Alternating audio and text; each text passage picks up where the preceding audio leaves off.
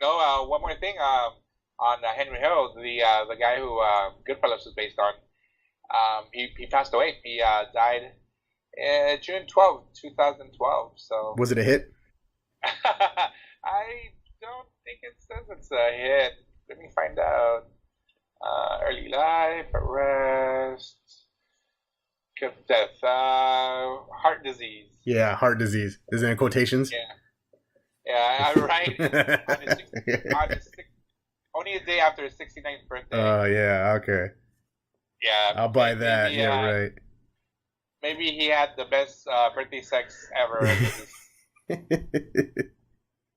yeah, and then all of a sudden he was cremated the day after his death. Hmm. Yeah, Gotta get the evidence out of there, huh? yeah. They're like, oh no autopsy. No, we got the fire ready for you. So my next one is no longer gangster. No more gang. No more gangster. Maybe one more. Maybe I'll have one more on my list, but Pan's Labyrinth. Oh, okay. Yeah. That's, Guillermo, my boy Guillermo. yeah. Guillermo's one of my. That was You guys all know Guillermo's one of my favorite directors ever. I love the same thing. I love all his movies, except for Mimic. Now remember Mimic? no. That was with Mira Sorvino, and that was really bad. I guess that was his first American big studio movie, and everything went wrong for him, and he actually left and went back to independent movies after that. It's hard to pick one of his movies. The Devil's Backbone, Kronos, Hellboy 2. He did, Pacific Rim. Crimson Peak was his last one. He has another one coming out this year. But I think his best one is Pan's Labyrinth. I think that's pretty much widely recognized as his best movie. It's set during the Spanish Civil War, and it follows a little girl. Her stepfather is like this real evil general guy. He's kind of ruling this town with iron fist. Everyone's poor and shit. And she discovers this whole fantasy world.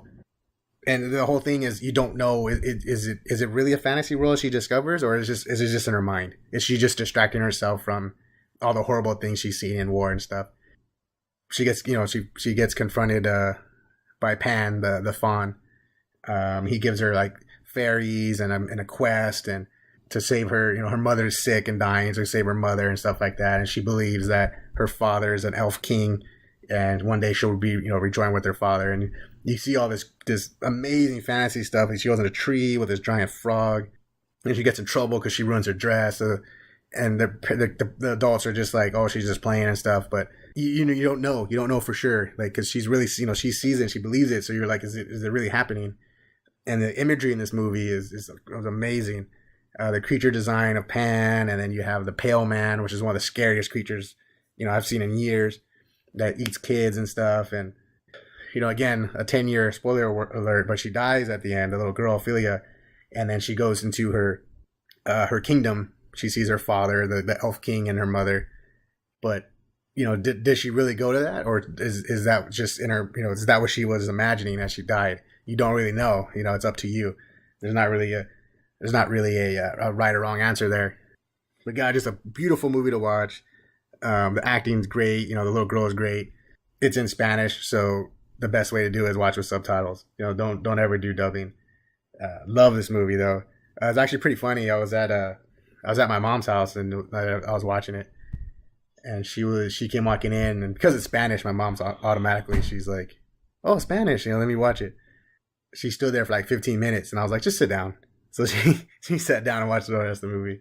And at the end, she's like, "Did she die?" And I was like, "I don't know, it's up to you." And she's like, "No, she didn't. She became a fairy princess." And I'm like, "Oh, that's up to you." So yeah, great movie. Love Pan's Labyrinth.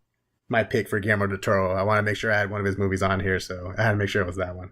Yeah, I like his work too. I've seen a lot of his movies. Pacific Rim 2 hopefully comes out soon. But I've never seen this one, and I've seen, like, I don't know, maybe it was like something on HBO. Sometimes they do behind the scenes and they show kind of like the mechanics behind special effects and stuff. And I remember seeing some of the like the pan designs and stuff like that. So when I saw Hellboy, I was like, whoa, the guy who goes in the water looks very closely to one of the like the Pan um, characters. So I kind of see that he kind of stuck around with some of the similar type of imagery with when he did Hellboy. Yeah, yeah. When you watch a Guillermo del Toro movie, you know it's a Guillermo del Toro movie. Yeah, yeah, and I love him at Comic Con. We saw him at the Book of Life panel, and he just doesn't care. Oh yeah. Like they tell him, "Hey, can you like not curse?" And he was doing it in Spanish. He was He's like, all right, yeah. He's like, all right, I won't cuss, and then in Spanish, just letting it rip. yeah, and then go back to English and normal. Like, the crowd loving it. You know. So no, I kind of like his attitude and stuff. He seems like a lovable guy, And I know that you said that he takes portfolios at some of the conventions he does. So it's kind of cool that how busy he is and everything, he still gives time to fans and maybe is able to be a mentor to upcoming people and people interested in his work. So what was interesting was that he was originally supposed to direct the Hobbit movies, and for whatever reason, it just never happened. It just fell apart on him, and then Peter Jackson ended up doing it. And I always was interested to see how he would have done it, how his spin would have been on those movies. Maybe some of the costume designs or the what do you call those the way some of the background creatures looked would have been different. Yeah, that would have been interesting too, because he seems like he's a handsy kind of type of guy. Like if he's directing it, he's gonna make sure he has his input right in the arts department and stuff like that. So that's kind of cool. Let me jump up to my next one. I don't know. I really like this movie, and it's made me read the book and then the sequel, Forrest Gump. Yeah, Forrest Gump. Forrest Gump. You just have to love this fucking character. He is.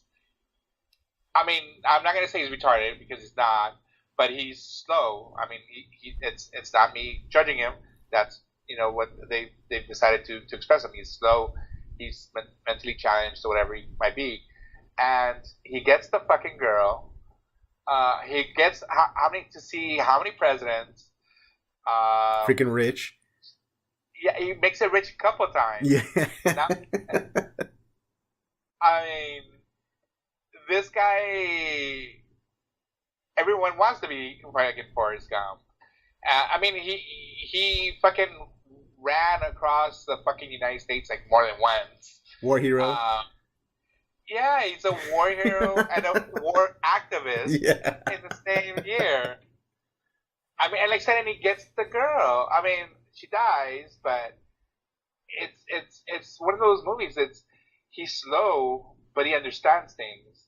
Like when at the end when he finds out that that's his son, his main concern is he as slow as me?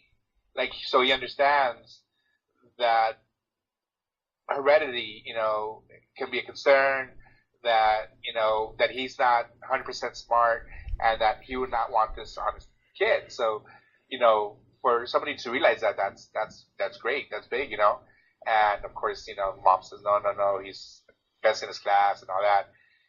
But it's I don't know, to me, it's just a really lovable movie. And, during this whole story, he's fucking eating the chocolates that he's supposed to be giving her. He's only a few blocks away. But this whole story, it's so funny. It's like this whole movie is based off a bench. Yeah, He's after another person. He's just talking and giving us his story. So I don't know. To me, it was a really great film. Wasn't flashy. I mean, yeah, there was a war scene, but it wasn't over the top. So it really was a well done story by Tom Hanks. He was really great in this. And I forget what movie I saw where somebody was judging actors who play slow people. They're saying, no, you can't be Sean Penn and I'm Oh, Sam. it was Tropic Thunder. Oh, that's what it was. Yeah. Yeah. Where he's basically saying you gotta play Tom Hanks and Yeah, Forrest Gump. yeah, you gotta be Tom Hanks. And it's just it's a really good movie. The whole cast, Sally Fields, the girl plays Jenny. She transforms from you know girl next door type girl to a drug addict to a activist to a mom. Yeah. The transition that she went through. Because of course she was abused when she was a child and stuff. So man, Gary Sinise was awesome too. Yeah, Lieutenant Dan, man. Lieutenant Dan. Lieutenant Dan. Yep. It comes around with space legs, and you got to read the book. The book is funnier. The book came out first. The movie's based off the book, and there's so many adventures that he does in the book that aren't in the movie. And then there's because the movie he has a kid. Because it's not in the book, the writer decided to write a sequel called Gump and Company. And so at that point, it's based on stories with him and his son. And in that second story, he's the one that creates the new Coke that everyone hated. Oh. It was back in the 80s or whatever when they changed the formula. Oh, New Coke, right? New Coke? Yeah, it was New Coke. And he was the one that somehow made the accident and came with it, and they went in production. And it's funny because then after they have to, I think they reference it that they went back to the classic Coke. But he went to space. I think I can't remember if that was him, but his misadventures, just the stuff like how he gets involved in shit. The ping pong fucking tournament. Come on, these are great adventures that no normal person is gonna have, but this guy who's lower IQ experienced it all, and it's just crazy. Like I said, it's a great film. I had to put it on my top. Yeah. I was even thinking of it being my top. I just it was great, but like I said, no, the other two, I think are much better. Yeah, I think you mentioned the sequel of the book. I read somewhere that they actually approached Tom Hanks about doing a sequel, and he was like, "No, that Forrest Gump is so classic. We can't top that. So I don't want to ruin it. No sequel." And he shot it down. And it makes sense. And I think the sequel would have been nice, but yeah, it's not necessary, right? No. I think that it's better as a book. Some of the stuff that they've done as a movie, it would have been like, oh wait, didn't they do that? Didn't they do this? In a book, it's okay because you get more imagery. You get in the books, you're able to do more with imagination and stuff. Here, it's just like movie. I mean, like I said, it would have been great, but not necessary at all. Right. I can watch that. Like if it goes on, and then Jenny, yeah. Yeah, I know it's got to be one of Tom Hanks' more dramatic roles. Yeah. So we'll move on to my number 4, and we're kind of getting back to gangster a little bit. Inception. Is that gangster? I've never seen that one. You never seen Inception? Oh man. I just never. It's I don't know. I like the girl. She played Juno, and she was also in the X-Men movie. Oh yeah, Ellen Page. Well, I'm about to hype it up for you right now. So, okay. So this was a movie for me where I really realized that Christopher Nolan's a freaking genius. Because like after this, I was like, this dude can do anything. He can do anything he wants the way he wants to do it, and it's gonna be amazing. He had just did Dark Knight, right? And Dark Knight was like the greatest thing ever. I love Dark Knight, and then here comes Inception. I'm like, all right, well, let's see what he can do. Dark Knight, like that's probably more his thing because at the time he had did his big movies were Batman Begins, then he did The Prestige, and then he did Dark Knight. Those were his big ones. Before that, he did Memento, which was really cool, and another movie called Insomnia, which isn't very good. I think that's the only movie he's done where he didn't write the script or something like that, and the movie's just not that good. But Memento was sick, and then Batman Begins was great. Prestige was really cool, and The Dark Knight was amazing. And then here he's coming in with this movie about, you know, going into people's minds and, you know, altering the way they think and stuff. And I'm like, all right, let's go check it out. And I remember it came out during Comic-Con weeks, and went to Comic-Con, came back that Sunday, went and saw it that Sunday, and I was like, it just blew me away. I was like, oh my God, this guy just made a movie about jumping into people's dreams and planting thoughts in their head and going to a dream within a dream and then a dream within a dream within a dream. And he freaking I mean, it's amazing. And like you said, Forrest Gump took place on a, you know, he's telling a story on a bench. And this one, they're in an airplane in someone's mind the whole movie. But the action was just amazing. And then the stuff he was able to do with the world bending. It's kind of like we saw with Doctor Strange when the buildings were folding in on each other and stuff. I mean, they were doing that in this movie. Because it's in your mind, you can do whatever you want. And like Ellen Page's character is an engineer. She can engineer the world that's wherever she needs fit. It's so trippy. Yeah, that was after that I was like, whoa, okay, Christopher Nolan is like this is insane. This guy is a genius. And then after that he did Dark Knight Rises, which was awesome. And then he did Interstellar, which was he did a straight up sci-fi outer space flick, which was great. The ending got a little wonky, but the sci-fi is like, oh my God, it's amazing. And then he just did Dunkirk, and he's like, I'm gonna do a World War II movie the way I want to do it, and it was amazing. So like, this dude can like do no wrong, and it was because of Inception. Like when you see it, you realize this guy's special. He's on another level.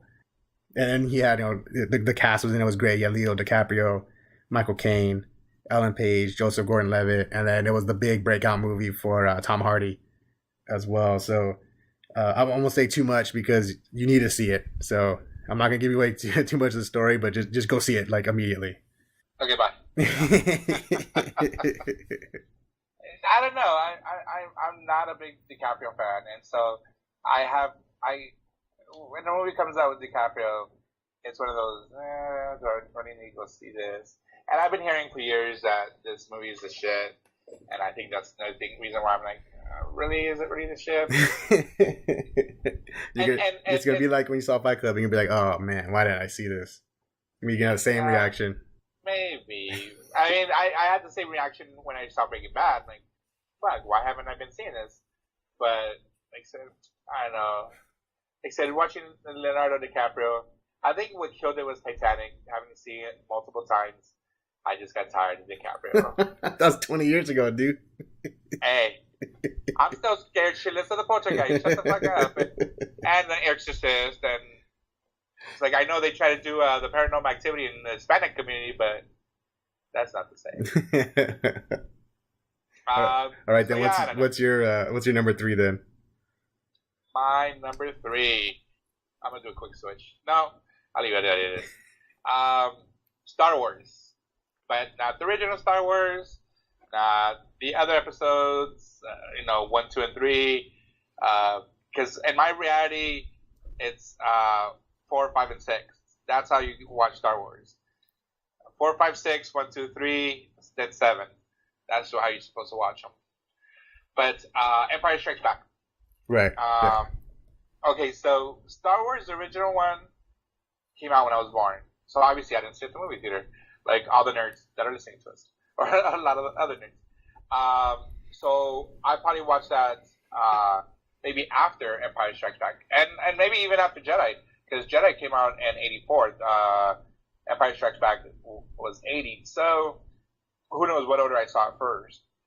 But I still want to say Empire Strikes Back is the best of the original franchise. Well, technically, I want to say the whole franchise, because this was the introduction of Yoda. I mean, we get Yoda for the first time. We get to see the inner struggle of Luke, and choosing between his friends, his training, what the Force is. We get to see, that the Force doesn't really have limits. I mean, you hear that from Yoda, and he obviously proves it. Like, he's super tiny and he's lifting up this X-wing out of water like nothing. Best quote ever. Try or do not try. Whatever. I can't even say it. It's the best quote. Do or do not. There is no try. Exactly. I mean, it would be nice if he was spoken in regular English, but he didn't. Maybe I think he was Mexican then. And at the end, you get to see more of Boba Fett, because there's a glimpse of him in the first one when the bounty hunters are ordered. You see him more when he's chasing, of course, Han Solo. You see Han Solo getting carbonite. I don't know, just the whole movie, just itself was more character development. Yeah, I think that's what it was. I think that's what it was for me more. The character development, the character introduction, and then you get the big, I'm your father, who, like, what the fuck just happened? And so, even though most people would think, oh, why aren't you like number 3? Because that's where Princess Leia is, like, half naked and has a chain around herself. That was cool, and the introduction of Jabba the Hutt was kind of cool. But I don't know, to me it just seemed like 3 was just too much more love story, the Ewoks. And the Ewoks were cool, but, I just think that the second one was the best out of the 3. This movie is also on my list, so I'm not going to say much about it because I'll get to it on my list. But I'll just agree with you that it's freaking awesome. Freaking awesome. But first on my list, number 3, again, kind of breaking my rule a little bit just because I had this on my honorable mentions for horror movies on my first podcast, Jurassic Park. I was going to put that on my list too. Jurassic Park, and man. That was another one that I read the book first. Yeah, this one, this was the first time. So this came out in 93. So I was like, I think it was 93. So I was like 10 or 11. It was the first time I had seen people camping out to see a movie. Like, it was all in the news. Like, people were they were all camped out outside of AMC's and stuff. And then everyone was just so excited for this movie. And I was a kid, like, I was like, what? Movie can't be that good. You camping out for it. And then they would show on the trailers and stuff, you see a little bit of the dinosaur, and I was like, what the fuck? That looks real. And at the time, CGI and stuff was just starting to get cracking, and I'd never seen a dinosaur look that real. And as a kid, I loved dinosaurs, so I was like, oh man, I gotta check this out. And I went to go see it in the theater, and it just blew my mind. Like, oh, these dinosaurs were real. They were real. They were right there. You can see, like, even now, I mean, the CGI in this movie, that it still holds up. 15 years, it still holds up. Like, nowadays, you can watch it, and it's more like, oh yeah, that's CG, but it's not bad CG. Like, there's movies that come out now that are just shit, and this movie came out 15 years ago, and the CGI still holds up. But man, that movie, the dinosaurs were amazing. The animatronics, it just looks so real. And then the characters are classic, right? You still remember Dr. Grant, Ellie Sattler, freaking Newman. Yeah.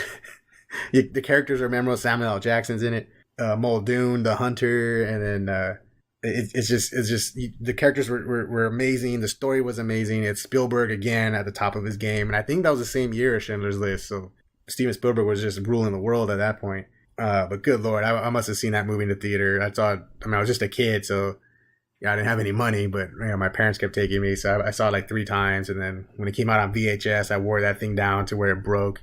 Read the book afterwards, and then I read the book for the second one, and I was so excited for the second one, and then that one was total shit. So super disappointing. That one like broke my heart. I remember I was so like, come on, let's go. Opening night, let's go.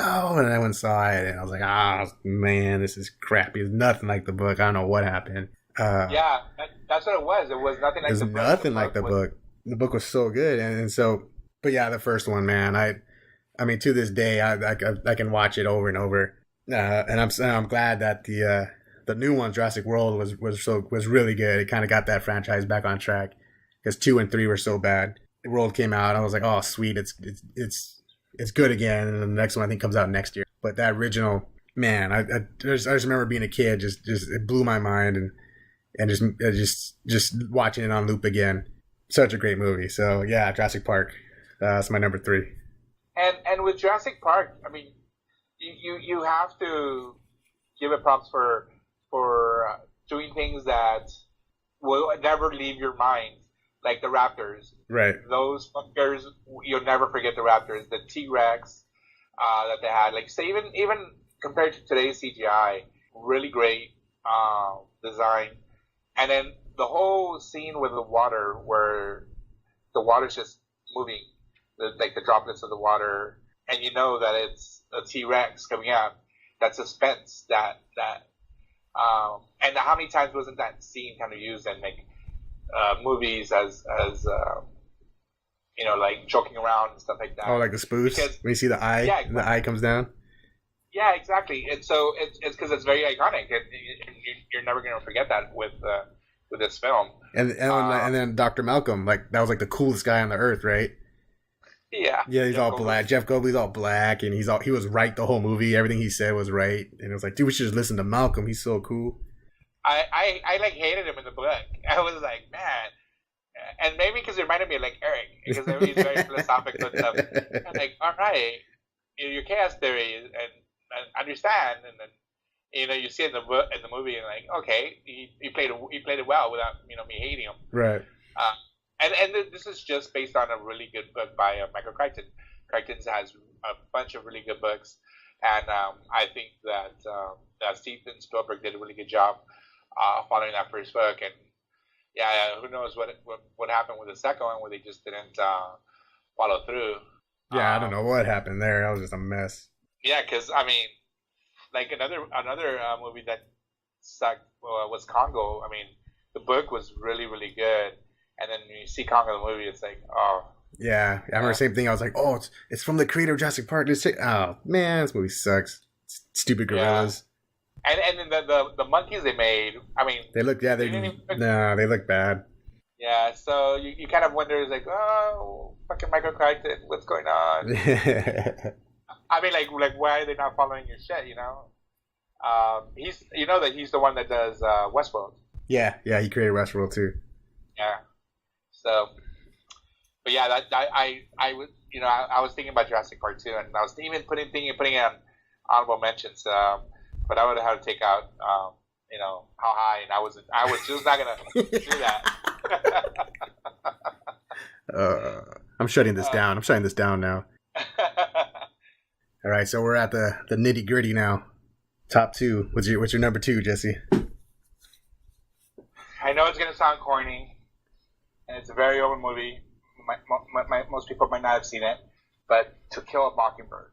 That's an old classic movie based off a book too. I don't know, it meant something to me. I'm pretty sure everyone's probably seen that in school. I remember watching it like 6th, 7th grade. I wasn't sure. I'm not sure if the schools now still do that, but it's usually one of those required readings. And that's exactly how. I remember it. I first saw it. It had to have been a junior high. I was like, oh wow, this is a pretty cool film. Gregory Peck, the whole court scene. It's about racism and everything. I don't know. To me, it was just a pivotal because when it was around that time when people would constantly be asking me, what do you want to do when you grow up? What do you want to do when you grow up? And I never wanted to be a cop. I never wanted to be a firefighter or go into space. I wasn't stupid like that. I said, I don't know what I want to do. So I was even worse. And when I saw this, I was like, oh shit, I want to do that. So I wanted to become a lawyer. And most people who have become lawyers will always tell you the same thing. That's why I said I don't want to be cheesy and stuff, but that's what it is. And this movie is inspiring. And for the longest time, you asked me growing up till high school, it was, what do you want to do? And it's like, I want to be a lawyer. And the reason why is because I loved arguing. I used to love making adults stupid. People always have their preconceived concepts, and they think they know more than you, and mostly as a kid. And I used to always argue with adults. Most of the time growing up, I hang out with adults, and like I said, I would make people feel stupid. So I knew since I was young, I was like, I want to be a defensive lawyer, because I mean, I wouldn't be able to be a DA or or corporate law, I would have to defend and win and gain that victory. And so I knew I would have to be a defensive lawyer. Too bad I didn't see Better Call Saul before when I was a kid. What changed was I went to college, and I was even a major poli-sci, and then go to law school.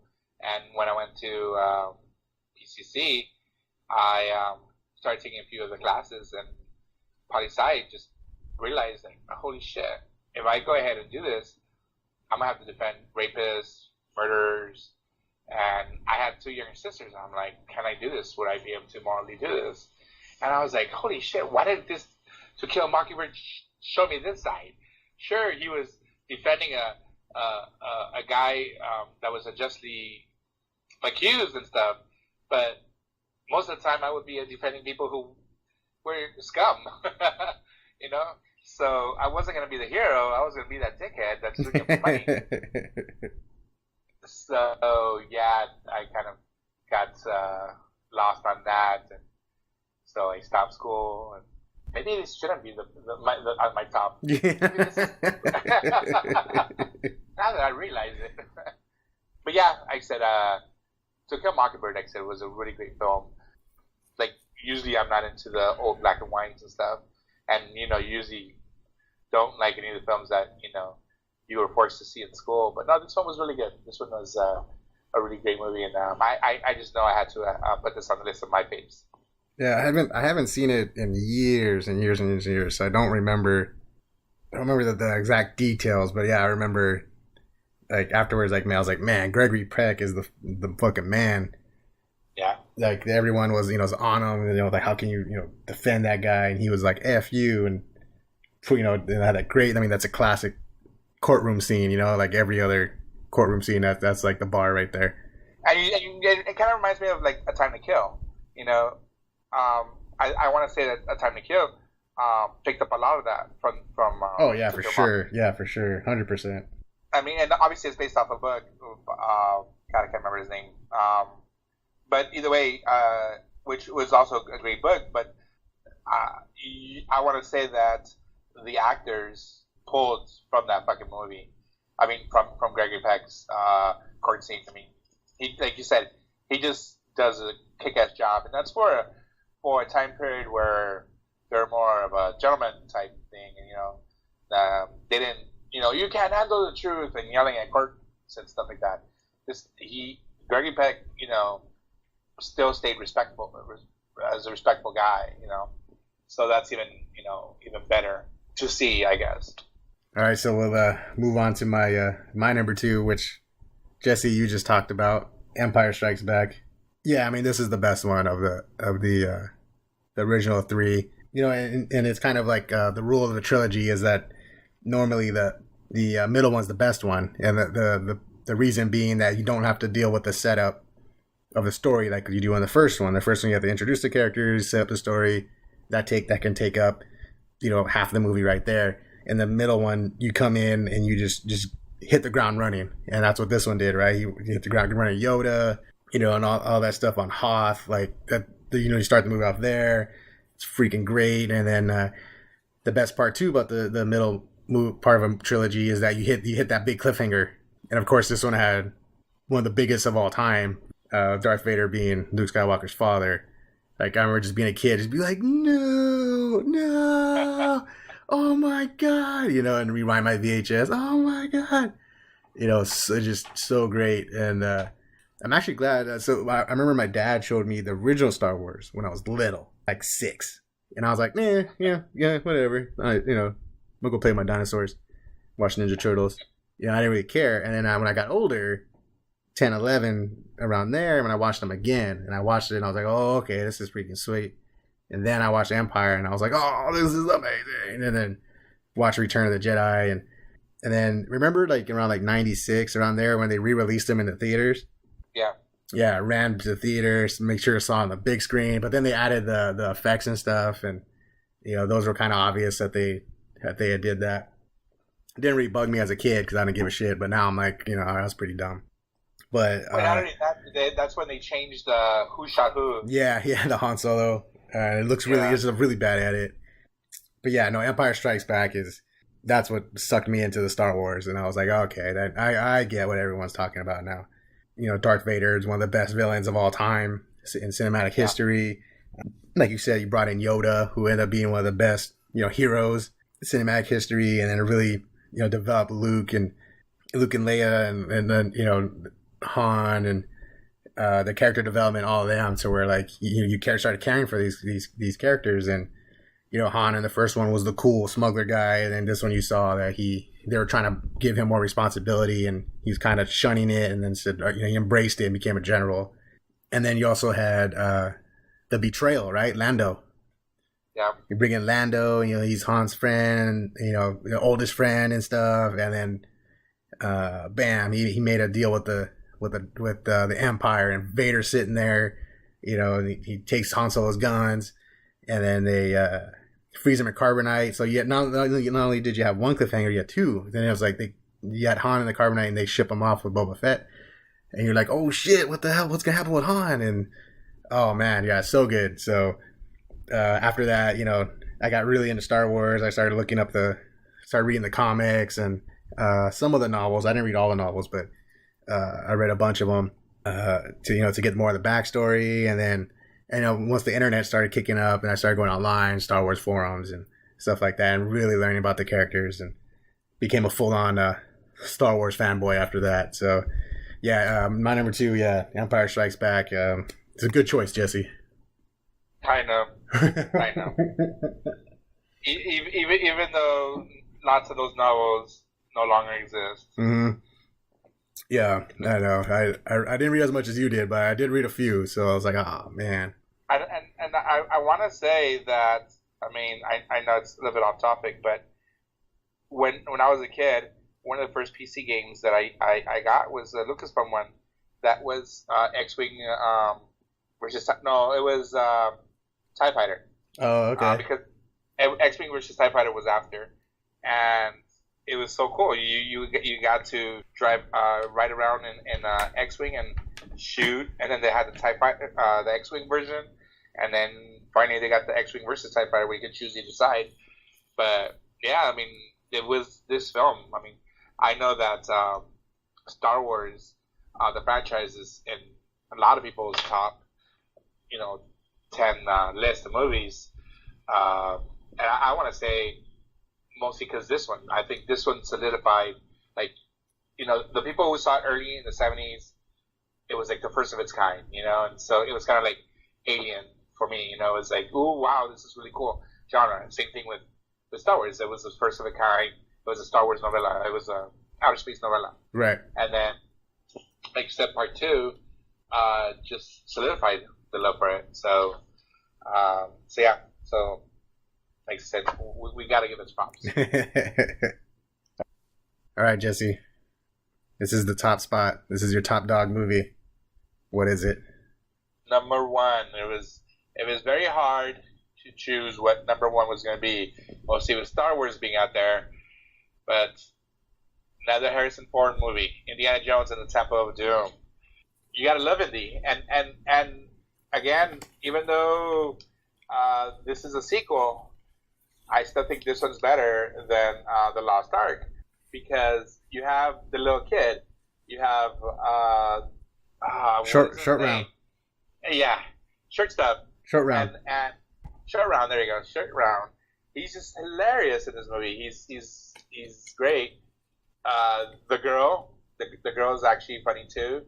The whole eating of the brains, monkey brains, and the whole India scene. The whole movie is just great. You gotta love Indy, and the first 2 are the best, and then the third one was kind of cool. It was to have Sean Connery as your dad and stuff like that was kind of cool. They fucked up the 4th, and hopefully what fourth? No, exactly. That guy who ruined Transformers. Yeah. So I hear that they're talking about making another one. So yeah, they're writing the script right now. Yeah. So I hope that they do injustice. I mean, because most likely it's going to be the last one, right? And at least with Harrison Ford, they gotta close it out with a bang. Maybe do a reunion with Shut Round. 20 years later or whatever. But yeah, this Indiana Jones one, I think they said was just so cool. The action scenes, just the whole storyline. I always liked except the first two. And like I said, I gotta give props for the third one too. I love the show. I don't know if you ever got to see the show. Was that the young Indy? Yeah, the Indiana Jones Chronicles, and I remember watching it. It came out on TV. It came out on ABC. And I have it on my computer somewhere. I just need to try to watch it because there's like two versions set out there where they did one was kind of chronological order, and the other one where it's just like how it was aired. Like chronological order sometimes is weird because like one of them like kind of came out after, and so there's a reference. So anyway, and it's funny because I was looking somewhere that a week ago, Steven Spielberg thinks that Temple of Doom is the worst Indiana Jones movie. Yeah, I was gonna bring that up. Steven, he doesn't like that one. Yeah, and I don't understand why. I like that one the most. I mean, taking the heart out of his chest. Yeah, that's what he said. He said it was too violent. It got too. He pushed it too much. Yeah, he didn't like. He thought it was because I think they're all rated PG, but he thought that one should have been like PG-13 or something. And he said he didn't like that they pushed the violence on that one. Maybe that's the reason why I did like it. Yeah, no, Indy's dope, man. That's I would have gone with the first one, but I mean they're all good. That's funny at Comic-Con. I think it's 2011 when Harrison Ford came for the first time. The crowd went nuts. That was one of the loudest pops I've heard, and everyone just screaming Indy. It's like, dude, that's Indiana Jones, man. Like, I mean, he's just like Indiana Jones, just the coolest character ever. You know what I mean? Like, he was smart. He was a professor. And he's also an adventurer, and he was good looking. He got all the chicks. Like, he was just like the coolest guy. Yeah, and that's what it was. He was a geek, but he was a tough geek.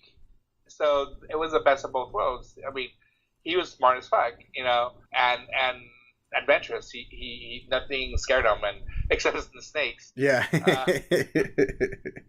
And everybody wanted to be him. I mean, you would. I remember when you first saw him with the glasses and him looking as a professor. You're like, what the fuck is this? Yeah. He pulls off Professor Jones. He pulls off the with the little hat and the fucking whip, and I mean that Lara Croft is basically the female version of Indiana Jones.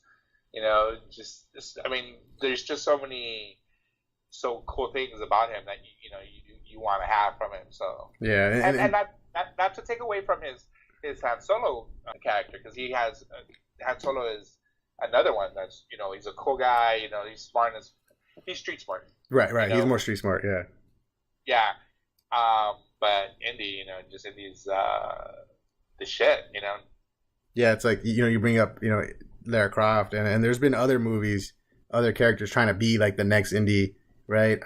Like the National Treasure with Nicolas Cage, and you had the one with Matt McConaughey. Was it Sahara? And you're and you're always just like, nah, it's not Indy. It's just not Indy. You can't feel those shoes. No. I mean, Harrison Ford just has it down packed, and I think that's what it is with him and his Han Solo character. He makes them his. There's a certain style that you just can't copy. I mean, you just look like a clone of Harrison Ford. Yeah, exactly. And then you just can't do it. It sucks. I didn't know that Steven. I mean, if Steven Spielberg's saying it's because of the violence, and that's cool. But I was gonna say, I actually liked the film. It was really, I liked the storyline and the skulls and. Yeah, my little cousin Ryan, he's a few years younger than me. He's about the same age as my brother. Yeah, that was his movie. He would loop that every time I went to his house. Freaking Temple of Doom. And he would sit there and he would imitate the priest. He'd do the Kalima. He would always do that to us. He'd grab our chests. And, man, get off me, dude. He would do it all the time. It was pretty funny. That is funny. Oh man! Imagine all of a sudden you see your heart. Oh shit! Yeah, I'm like, oh, it fucking worked. Anyway, what's your number one? My number one. You mentioned it earlier when we were talking about one of my other movies, Terminator 2. Okay, I was glad I got it on the list. Yeah. No, I wasn't. Yeah, there's no way Predator would be on one without Terminator. Freaking in the 90s, man, Arnold was my dude. Man, I love me some Arnold. Like every movie. Conan 2, even though that one sucked. Total Recall, Predator, Terminator 1, Terminator 2, all over that shit. Everything he did. And then he started to suck. He did even Twins. I like Twins too. Then he did Last Action Hero. And I was like, oh, Arnold, what the hell? And then he did Junior. Remember? Tell me you didn't like Kindergarten Cop. Kindergarten Cop. Oh, no, yeah. I forgot about Kindergarten. Yeah, that was cool too. Yeah. And True Lies. And True Lies, yeah. So, like, man, all those movies. And then he did, Running Man. Oh, yeah, that's right. You know what? Yeah, you're right, though. Last Action Hero sucked, and so did Jingle All the Way. Even though Jingle All the Way was funny, it wasn't his best. Yeah, like Last Action Hero came out. I'm like, oh, this is kind of weak. And then he did Junior, and I'm like, this is stupid. And then he did Jingle All the Way. And then, and I was like, that's what. So I kind of stopped after True Lies. I'm like, all right, True Lies, this is a cutoff right here. He had a racer. I like the racer. Oh, yeah, Racer. Racer's cool. But yeah, dude, Arnold was my dude. And, it was because of Terminator. I remember when I was a kid, because when that came out like in 91, so that means I was like 8 or 9. And my parents, they would kind of monitor what we watched and stuff, because I couldn't really watch radar movies. And that one came on TV, like on Channel 11 or something, so it was the TV edit. And I recorded it, and then I watched it, and I run into my mom. I was like, Mom, you gotta let me watch the unedited version. Like this was amazing. This is the best movie I've ever seen. And she was like, She was like, I don't know about that. And I'm like, come on, Mom. Did you see it? And she's like, yeah, I saw it. And I'm like, was it dope? And she's like, yeah, it was freaking good. And I was like, come on. I'm older. Like, I'm not a little kid. I think by the time it came on TV, I was maybe like 12. And I'm like, come on, I can handle it. And she's like, all right. So she let me rent it. And oh my God, this is the best movie. This is the effect. Remember the CGI with the T-1000 at the time was revolutionary. Like oh my God, he can turn to liquid and he comes back and he can change forms. And I didn't even see Terminator 1. I didn't even care. Like this was the greatest thing ever. I was just like, hey, what was Terminator 1? And my mom or my dad, they were like, well, he was bad in that one. He came back to kill Sarah. I'm like, okay, that's all I need to know. And I just watched this one. Oh man, I just fell in love with the movie. Sarah Connor was badass. The kid was cool at the time. John Connor, he was a little punk ass kid, and he rode a dirt bike with his friends. He could hack an ATM because back then no one knew what hacking was. So you can hack an ATM, and he gets money and goes to the arcade. And I was like, oh, that guy's cool. And then he's a leader of the future. And then Terminator came back and he had to fight the T-1000, and that was sick. And man, just everything. Then he had that crazy chase scene with the T-1000 and the big truck, and he's chasing Arnold in a Harley. Yep. Oh man, just everything about that movie was perfect. I loved it. I managed to be able to buy it on VHS and just ran it to the ground. And I even bought like the novelization, which was cool because there's scenes in there that they got cut out, and got to learn a little bit more of the backstory of the War of the Future and stuff. And then you had all the crazy time travel stuff, like, oh, if you stop it now, it'll prevent it from the future. And then at the end, he kills him.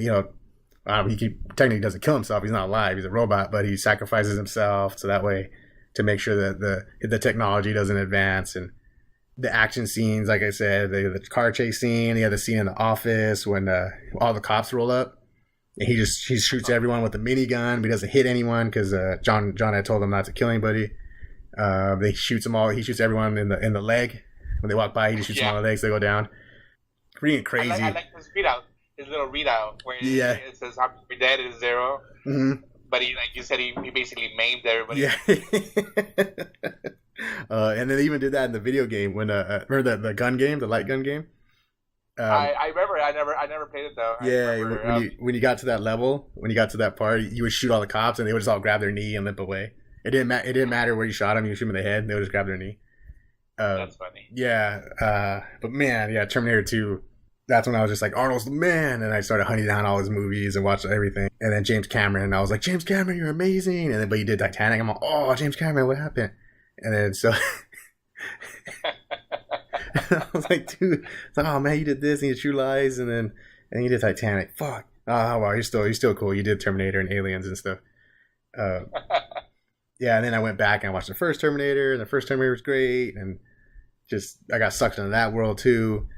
Yeah, I must have watched Terminator 2 100 million times when I was a kid. I just watched it all the fucking time. And I remember when I was during the summer when I was out of school, we had to go to my cousin's house, and my aunt would babysit us when my parents went to work, and I would always make sure I had my copy of Terminator 2 with me. So when I got bored, I'd just throw it on there. But yeah, that one's always it's always up there. One of my favorite movies. And I bought the super deluxe mega metal DVD with it. The metal case was, the DVD case was metal and everything. Now that's obsolete because Blu-ray and stuff. But still, I have it. Yeah, and then when Terminator, what's up? You also have all the cheesy, like I'll Be Back. Yeah, all the one-liners. Yeah. Yeah, the first two obviously the best of the lot. I definitely like two. Like when I was thinking about putting in my list, I was thinking about that. It's like shit. Which one did I put?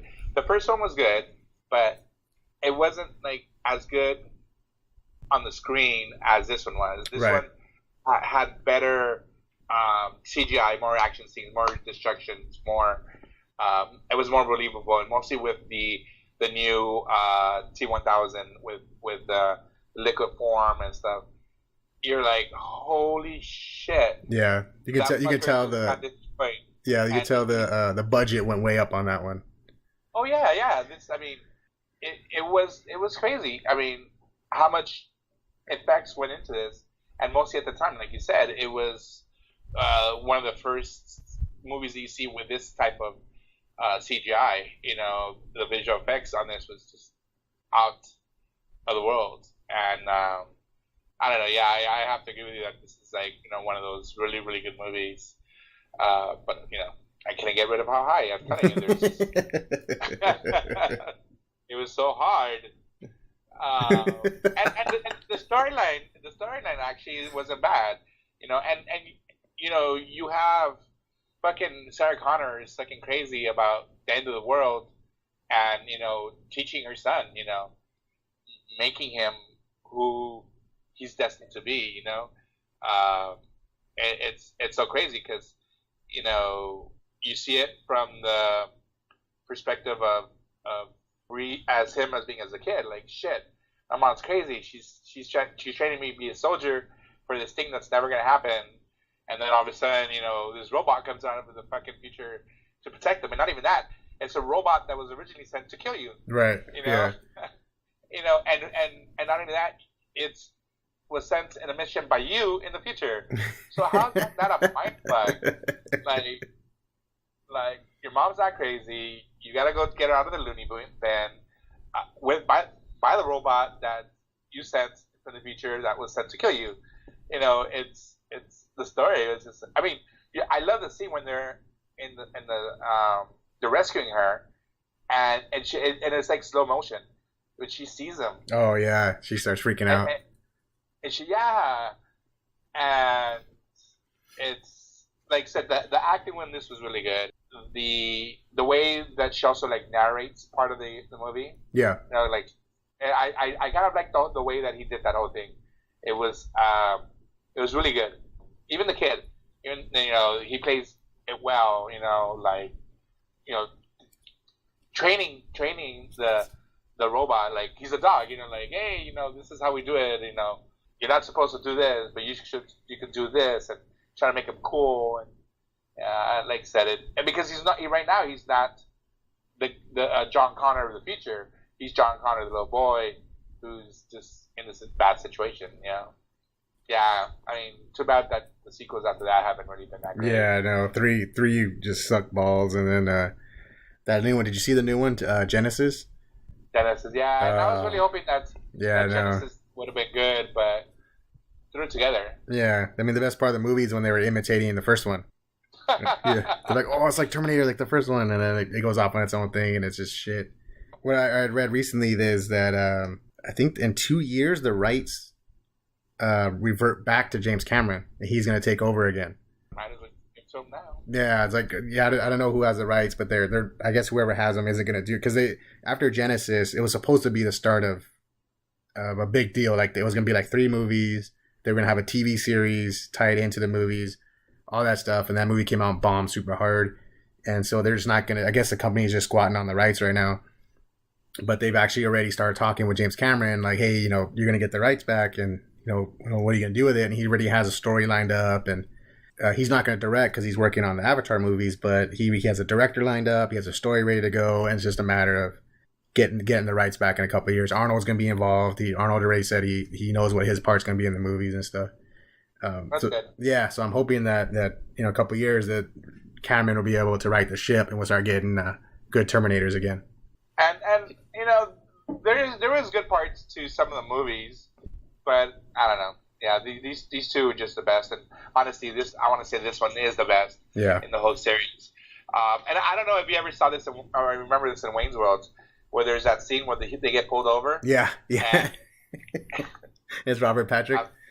Yeah, it's Robert Patrick. So have you seen this? Yeah, have you seen this boy? And they just drive off. Yeah, and that's another thing too, is that Robert Patrick was creepy as fuck in this movie. Oh yeah. No emotion the whole time. He's just dead face, no matter what was happening, and he was just you didn't know where he was because he can change shape, so you didn't know what the hell was going on. And I mean, like that one scene when he was the floor. Remember, and then he stands up out of the floor and kills that dude. Like, it's crazy. And Robert Patrick killed it. That's one of the best villains, which is funny because Arnold was the villain in the first one, but Robert Patrick did a really great job. He hung in there, right? He was right there with Terminator and fighting Arnold and stuff. It was freaking great. I guess the most thing I liked about this was the twist that the character that was sent to kill you in the first movie comes back as the hero, and he's gonna sacrifice himself for you and whatever. It's just crazy. It's too, you don't really see movies like that and stuff. It's just like, okay, cool. This is he was the anti-hero, now he's the hero. Right. So I think this movie definitely it was up there. So that was it. That was our top 10 list. Like I said, it was hard. It was hard for me to put it together because I had, put so many rules on myself. But no comics or no superheroes, no horror movies, and it was tough. But no, I like my list. It's pretty good. These are all movies I care about, and I like watching as often as I can. I think I'm gonna have to rewatch How High.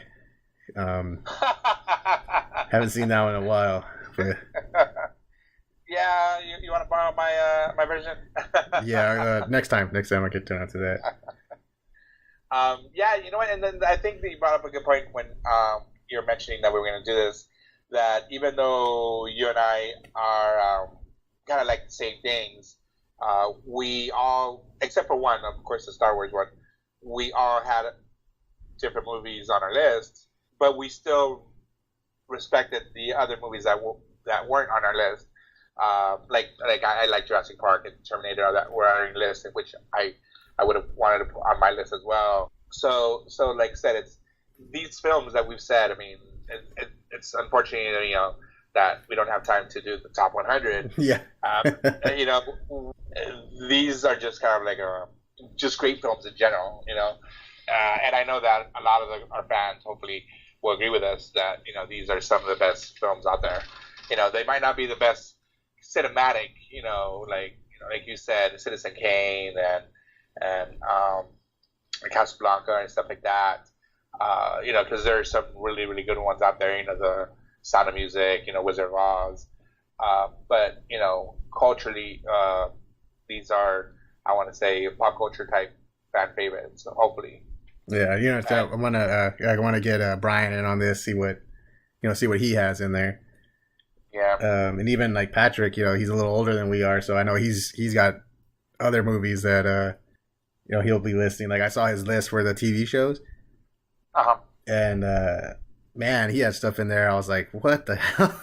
I didn't even never heard of, but that's what he loved. That's what he grew up with. So I'll be interested to see what his movie list will be too. Well, I know number one is Star Wars. That's hands down.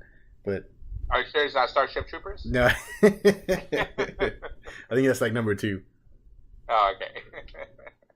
But his his list will be different too. So it's interesting to see what those guys would put down.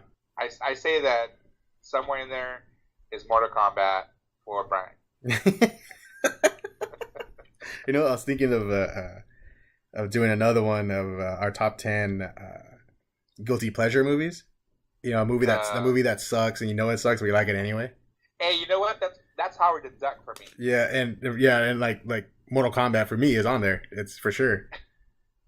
I still watch that shit. I don't care. As soon as that song comes on, it's like, oh, Mortal Kombat.